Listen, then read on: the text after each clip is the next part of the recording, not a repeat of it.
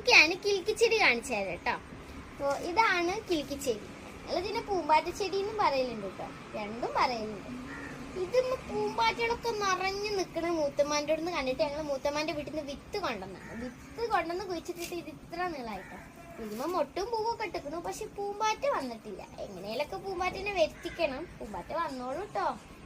പിന്നെ ഇത് റോസാ ചെടിയാണ്. ഇതും ഒരൊറ്റ വട്ട റോസാപ്പൂ ഇട്ടിട്ടുള്ളൂ, പിന്നെ ഇട്ടിട്ടില്ല, പിന്നെ ഇടുമായിരിക്കും. ഇതൊക്കെ തന്നെ കേട്ടോ ഞങ്ങളെ ചെടികൾ. പിന്നെ ഇത് 10 മണി ചെടികളാണ്. ഇത് കുറേ കളറുണ്ട്. ഇതിപ്പോൾ വിരിയലൊന്നും ഇല്ല കേട്ടോ, ആദ്യമൊക്കെ നല്ലോണം വിരിഞ്ഞു. ഇത്രയൊക്കെ തന്നെ ഉള്ളൂ കേട്ടോ ഞങ്ങളെ ചെടികൾ. പിന്നെ ഇതിൻ്റെ അമ്മ നല്ല കഴുകി സൂക്ഷിച്ച് വെച്ചതാണ്. ഇത് ദിവസവും മീൻ കൊണ്ടുവരുന്ന കവറാണ്. മീൻ കൊണ്ടുവരുമ്പോൾ അത് കഴുകി ഇതുമ്പോൾ കുളത്തി ഇത് ഉണക്കിയിട്ട് പിന്നെ ഞങ്ങളത് പഞ്ചായത്തേക്ക് കൊടുക്കും കേട്ടോ. അപ്പൊ ഇത്രയൊക്കെ തന്നെ ഉള്ളൂ കേട്ടോ. ഇവിടെ പൂന്തോട്ടാക്കണം എന്നാണ് എൻ്റെ ആഗ്രഹം. പിന്നെ ഞങ്ങൾ മേലെ കേട്ടോ നിൽക്കണത്. അപ്പൊ ഈ ടെറസൊക്കെ ഒരു പൂന്തോട്ടാക്കണം എന്നാണ് എൻ്റെ ആഗ്രഹം. അപ്പൊ അത്രേ ഉള്ളൂ കേട്ടോ.